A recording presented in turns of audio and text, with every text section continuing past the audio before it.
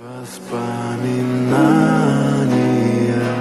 о тебе у камина в 6 утра.